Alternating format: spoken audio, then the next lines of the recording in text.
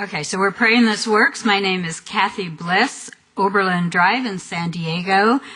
One of the collectives went and interviewed the doctors from UCSD and San Francisco, and this is actually the doctors speaking, so we're hoping we get you the actual sound, telling you what has happened from all of their testing, all of their, they get grants and they do tests, and this is what it is. Can you do it? Amazing. All right. It's truly amazing, the number of conditions that respond favorably to cannabis. It heals in any circumstance with any condition.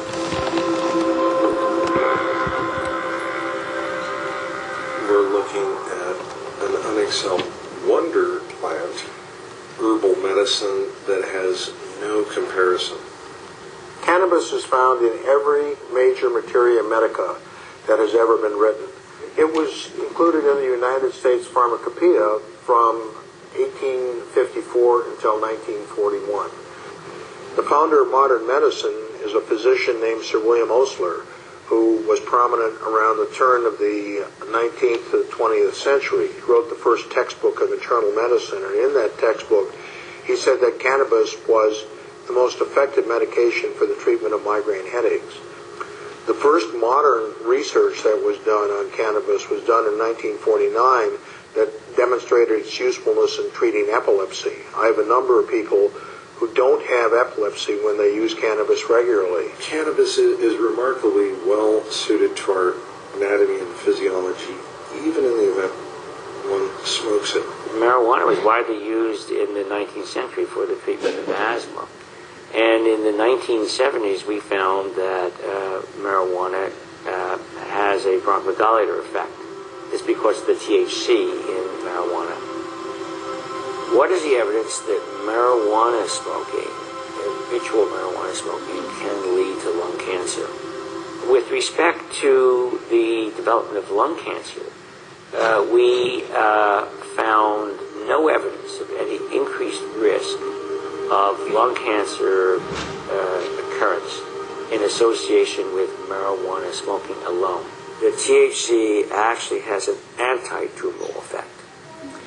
And these are studies that were done both in experimental animals and in cell culture systems, and for different kinds of cancer. For lung cancer, breast cancer, thyroid cancer, prostate cancer, gliomas, brain cancer, that the development and growth, or the growth actually of the tumor is suppressed by THC, and metastases are also suppressed.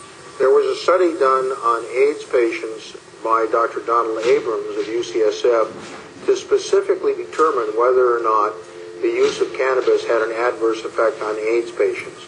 And rather than finding that it had an adverse effect, he found that it had a favorable effect and that it counteracted AIDS wasting syndrome. Cannabis is useful in relieving people's pain.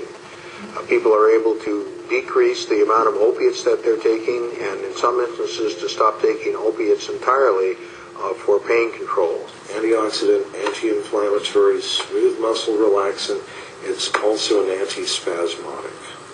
It's particularly effective in relieving pain from connective tissue disorders, from arthritis, from fibromyalgia, from systemic lupus, from reflex sympathetic dystrophy, a whole host of conditions that we don't really understand very well. People seem to get good relief from cannabis. From a medical viewpoint, cannabis has no overdose potential. It's helpful in dealing with the anxiety of people that have Alzheimer's disease. It's helpful in dealing with the muscle spasms that are associated with Parkinson's disease.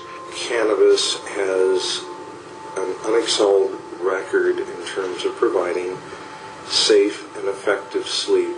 We did a little study of people with Crohn's disease and found that many of them were able to stop using steroids and stop using other medications that they had taken for their Crohn's, that they had less diarrhea, they had less abdominal pain. It was a true miracle for them. Here you have a substance that makes you feel better, has no overdose potential, returns you to your cognitive level of functioning. We've got 15,000 studies that have been done, both basic science and clinical studies, that have demonstrated over and over again the medicinal value of cannabis.